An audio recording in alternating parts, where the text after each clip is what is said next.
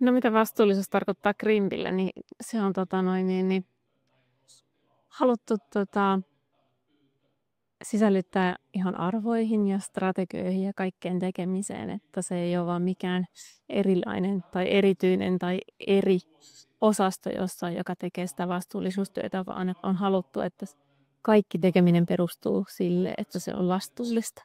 No konsernista halutaan olla 100% hiilineutraali oman toiminnan osalta tämän vuoden lopussa. Ja Vaasan tehtaan osalta se on saavutettu jo viime vuoden huhtikuussa, mistä me ollaan tietysti tosi ylpeitä. Sitten sosiaalisen vastuun näkökulmasta se, että me halutaan, että jokaisella työntekijällä on terveellinen ja turvallinen työympäristö ja ettei tapahtuisi työtapaturmia. Halutaan pitää jokaisesta työntekijästä huolta ja joka ikinen työntekijä on niin sanotusti meidän omilla palkkalistoilla, että me ei käytetä vuokratyövoimaa. Sillä lailla halutaan toimia meidän oman tavan mukaisesti vastuullisesti niissä asioissa. Ja tavoitteena on, että Krimppi on unelmatyöpaikka kaikille Krimpillä työskenteleville.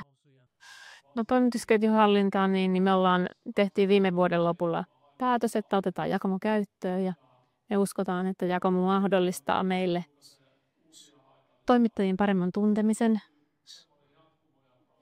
toiminnan läpinäkyvyyden ja sitten se, mitä me halutaan, niin me halutaan, että me tiedetään, että mistä ne materiaalit tulee, mitä me käytetään meidän tuotteisiin ja halutaan päästä laskemaan meidän valmistamien tuotteiden hiilijalanjälki lähitulevaisuudessa.